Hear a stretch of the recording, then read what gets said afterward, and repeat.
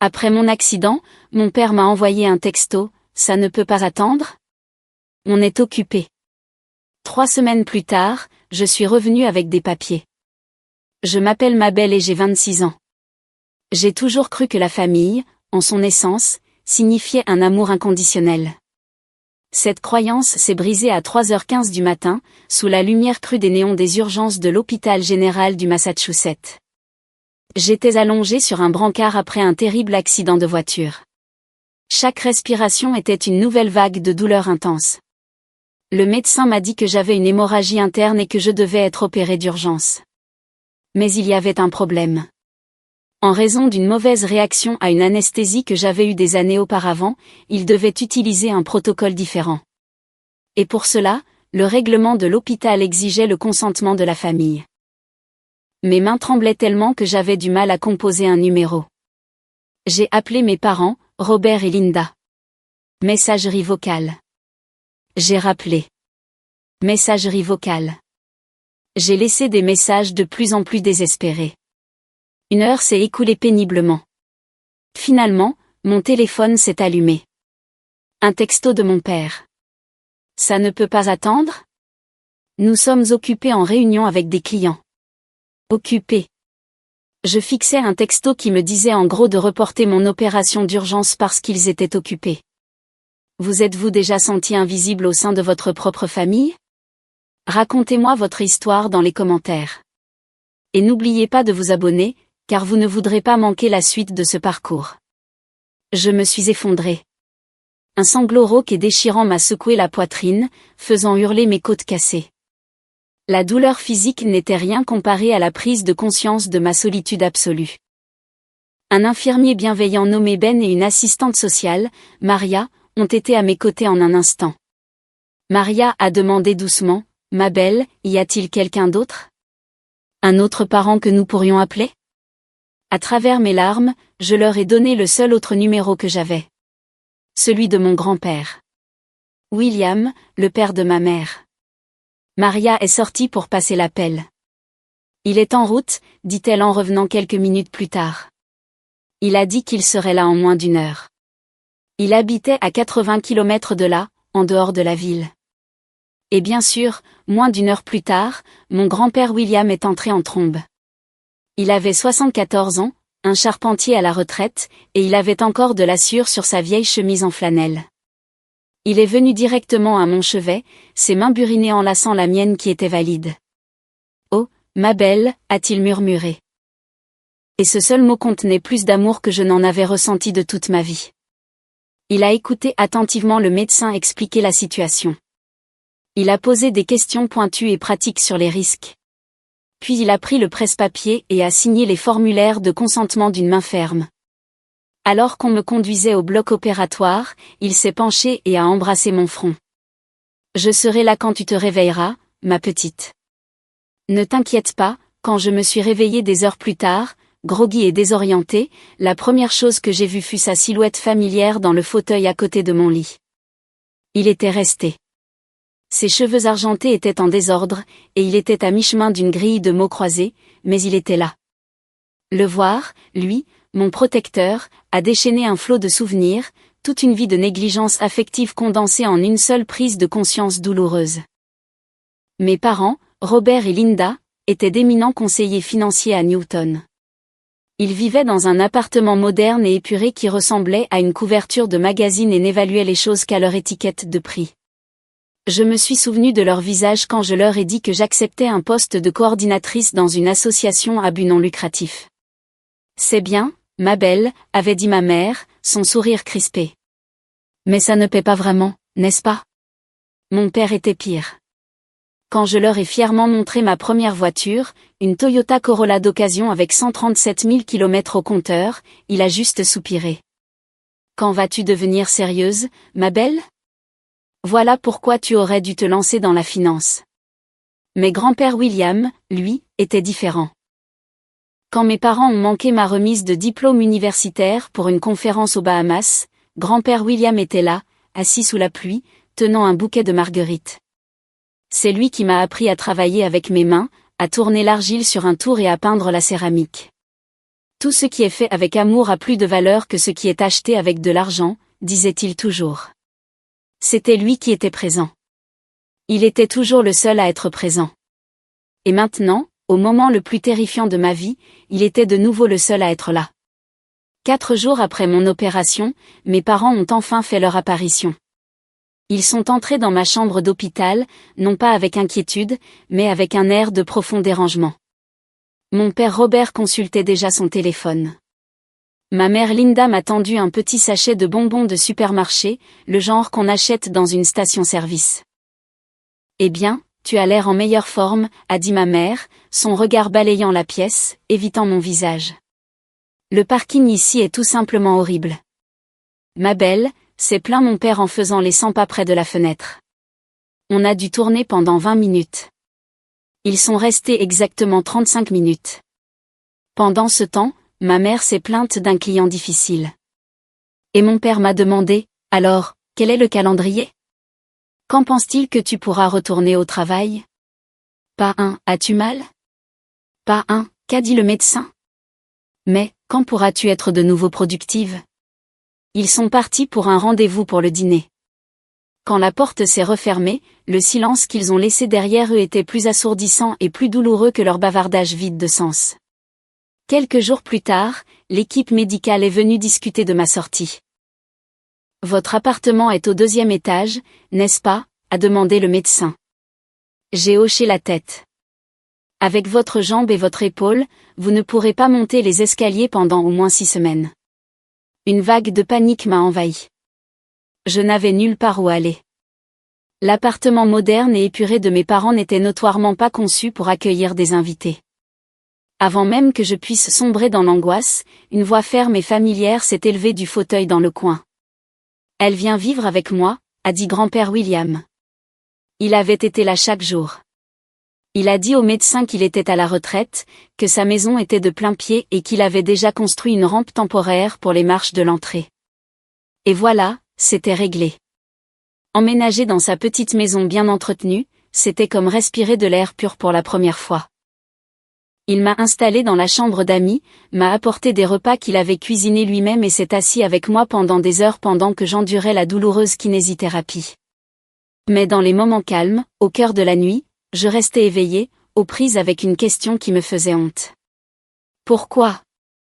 Après tout ce qu'ils avaient fait, pourquoi est-ce que je vérifiais encore mon téléphone, espérant un texto de leur part ? Pourquoi cette visite de 35 minutes, aussi insultante soit-elle, me semblait-elle encore quelque chose que j'avais désiré ?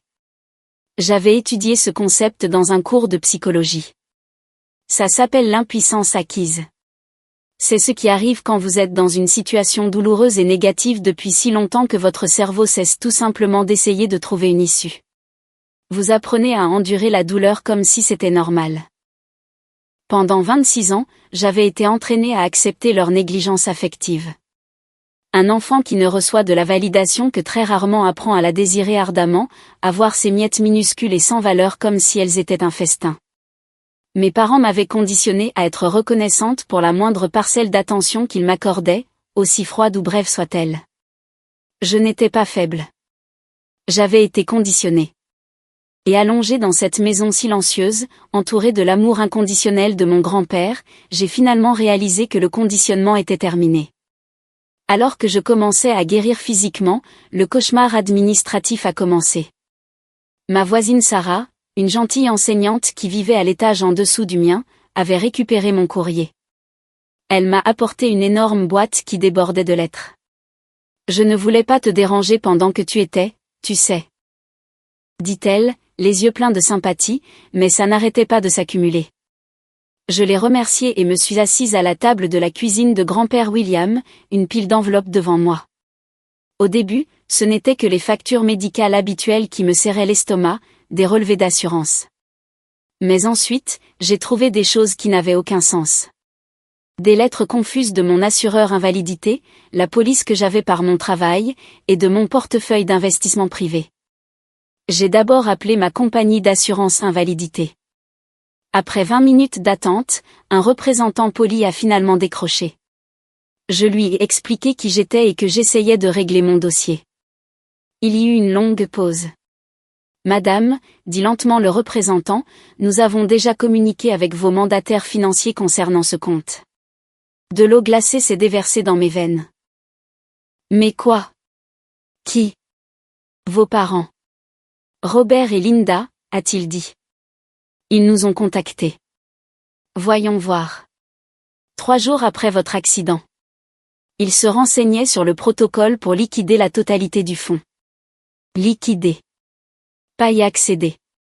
Liquider. Mon esprit est revenu 2 ans en arrière. J'étais assise dans le bureau vitré et épuré de mon père. Il avait insisté pour m'aider à mettre en place mon premier vrai portefeuille d'investissement et mon assurance invalidité complémentaire. C'est juste la procédure standard, ma belle, avait-il dit en faisant glisser un stylo sur le bureau. Nous allons juste m'ajouter, moi et ta mère, comme mandataire financier. Tout cela fait partie du portefeuille familial. Ça simplifie la gestion. J'avais été reconnaissante. Je pensais qu'il s'intéressait enfin à ma vie, à mon avenir. Maintenant, je réalisais qu'il ne faisait que tendre un piège. Mes mains tremblaient, mais pas de faiblesse. C'était une colère froide et clinique. J'ai raccroché avec le représentant de l'assurance et j'ai immédiatement composé le numéro de mon père. Il a répondu à la 2e sonnerie, la voix enjouée. Ma belle, on se demandait justement quand tu allais appeler. Pourquoi avez-vous essayé de liquider mon fonds d'invalidité? Le silence à l'autre bout du fil était lourd. Allons, ma belle, dit-il finalement, son ton changeant pour celui, condescendant, qu'il utilisait avec les clients difficiles. Écoute, le marché est en baisse. C'est une mauvaise période. Nous cherchions simplement à restructurer tes actifs. Déplacer cet argent avant qu'il ne perde de sa valeur. Le déplacer où, papa, ai-je insisté, ma voix dangereusement calme. C'est juste une simple restructuration. Le déplacer où, papa, a-t-il lâché, exaspéré. Le vernis poli s'est fissuré et la frustration brute en dessous a jailli.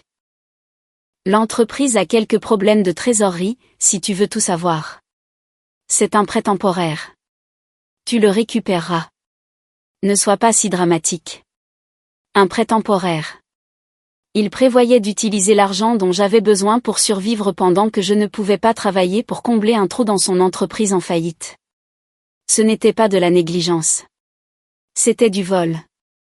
J'ai raccroché. Mais la froide prise de conscience ne faisait que commencer. Il n'y avait pas que le fonds d'invalidité. Je suis retournée à la pile de courrier que Sarah avait apporté. Mes mains ont trié les factures médicales, le spam des assurances. Et puis je l'ai trouvé. Une enveloppe à l'allure officielle d'une banque différente, une banque où je n'avais même pas de compte. Je l'ai déchirée. C'était une lettre de refus de prêt, mais pas pour une carte de crédit. C'était une lettre déclinant une demande de ligne de crédit sur valeur domiciliaire. L'adresse indiquée sur la demande était celle de mon appartement, mon condo. Mon père s'était porté garant pour mon condo 2 ans auparavant. Je n'avais pas assez d'antécédents de crédit par moi-même. Et il avait insisté. C'est juste une formalité, ma belle, avait-il dit. Juste pour t'aider à démarrer. Il avait utilisé cette formalité pour essayer de siphonner la valeur de ma maison. La date de la demande était 2 jours après mon accident. Pendant que j'étais aux soins intensifs, il n'essayait pas seulement de liquider mon fonds d'invalidité. Il essayait activement de se servir de ma maison pour sauver son entreprise défaillante. Toute la tristesse que j'avais ressentie à l'hôpital, l'impuissance acquise, tout s'est évaporé. Elle a été remplacée par quelque chose de tranchant, de froid et de clair. Ce n'était pas un conflit familial. Ce n'était pas de la négligence. C'était de la prédation. Ils tournaient autour de mes biens comme des vautours, attendant que je sois assez faible pour qu'ils puissent me dépecer. Je n'ai pas pleuré cette fois. J'ai levé les yeux vers grand-père William, qui m'observait depuis le seuil de la porte, le visage empreint d'inquiétude. Je n'ai pas eu besoin de dire un mot. Je lui ai juste tendu la lettre. Il l'a lue, son visage devenant sombre comme l'orage. Il l'a fixée pendant une longue minute silencieuse. Puis il a posé la lettre sur la table, est passé devant moi pour entrer dans son petit bureau, et en est revenu tenant un vieux carnet d'adresses en cuir craquelé. Il a feuilleté les pages, son doigt traçant une liste de noms. Puis il a décroché le téléphone fixe mural. Il a composé un numéro de mémoire. Harrison, a-t-il dit dans le combiné. C'est William. Oui, ça fait longtemps. Je vais bien, mais je t'appelle au sujet de ma petite fille. Elle a des ennuis. Il a écouté un instant, puis m'a tendu le téléphone. Monsieur Harrison va vous parler. J'ai pris le téléphone. Monsieur Harrison, un avocat que mon grand-père connaissait depuis 40 ans, a écouté patiemment pendant que j'expliquais tout, ma voix stable et froide. Je lui ai parlé de l'hôpital, du texto, de la visite de 35 minutes, puis je lui ai parlé du fonds d'invalidité et de la demande de prêt sur valeur domiciliaire. Il y eut un long silence à l'autre bout du fil. Ma belle, dit-il finalement, sa voix calme et sérieuse. Ce que vos parents ont fait, ce n'est pas seulement contraire à l'éthique, c'est potentiellement frauduleux.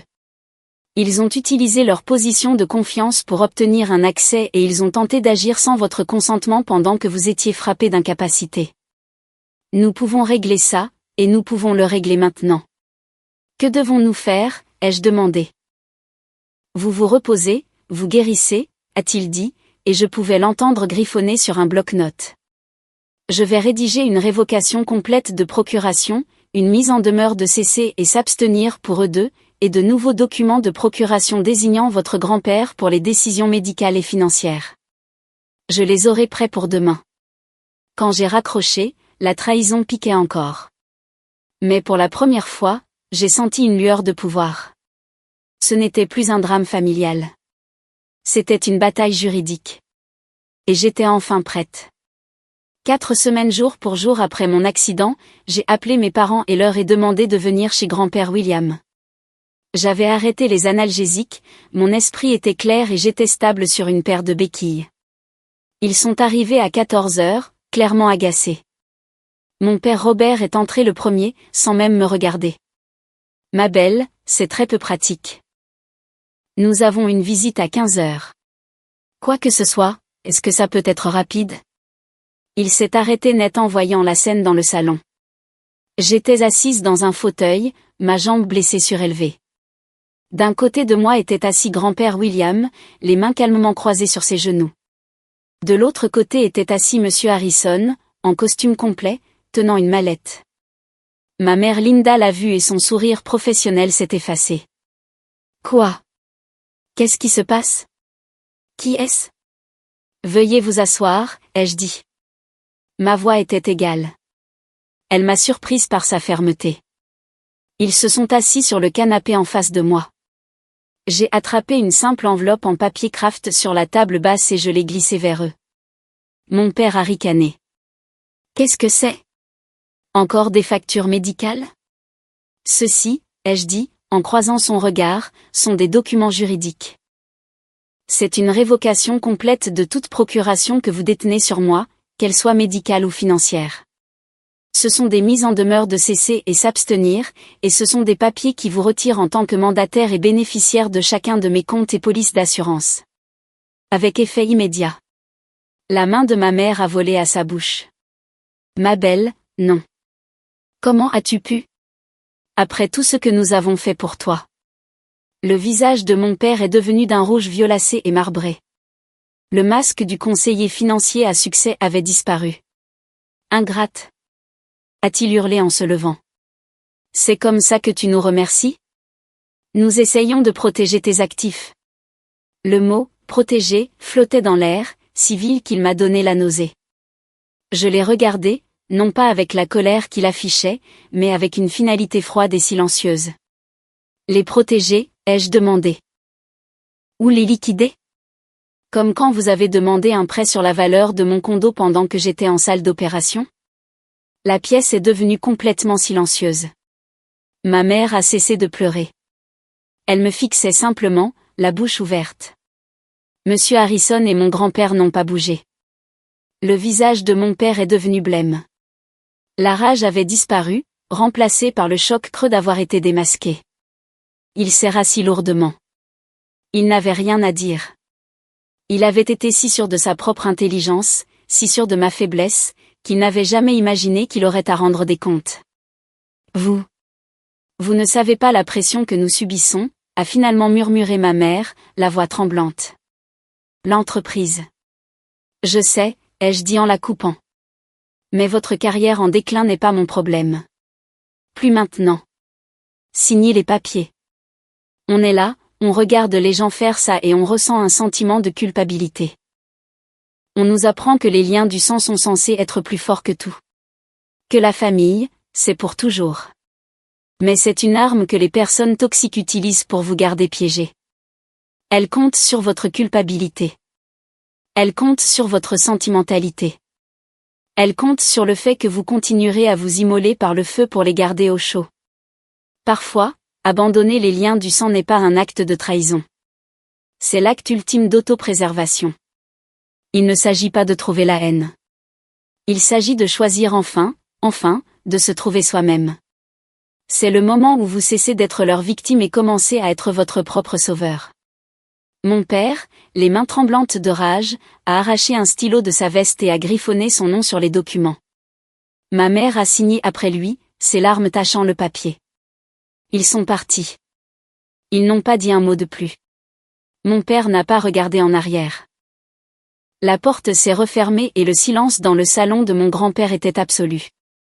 J'ai expiré un souffle que j'avais l'impression de retenir depuis 26 ans. Les semaines qui ont suivi ont été consacrées à la reconstruction. Pas seulement de mon corps, mais de ma vie entière. Avec l'aide de Monsieur Harrison, j'ai sécurisé mes finances.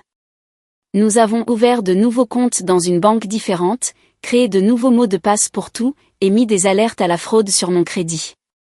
J'ai vendu le condo. Je ne supportais pas l'idée d'y vivre, sachant que mon père ne l'avait vu que comme un autre actif à dépouiller. J'ai trouvé un petit appartement neuf au rez-de-chaussée, avec de larges portes et une petite terrasse. Grand-père William est venu et a construit une solide rampe en bois pour l'entrée. Juste le temps que tu sois stable sur tes pieds, a-t-il dit. Mais je savais qu'il l'avait construite pour durer. Je suis retournée à mon travail à l'association. Mais je n'étais plus la même personne. L'expérience avait forgé quelque chose de nouveau en moi. J'ai utilisé ce que j'avais appris, les failles juridiques, le cauchemar de l'assurance, la vulnérabilité d'être une patiente, et j'ai proposé un nouveau programme à mon patron. Un programme qui fournit une aide juridique et financière gratuite aux survivants d'événements médicaux majeurs, les protégeant précisément de ce genre d'exploitation prédatrice.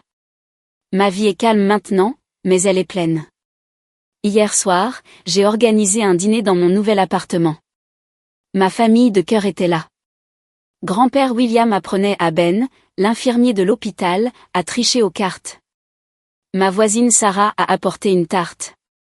Nous avons mangé. Nous avons ri.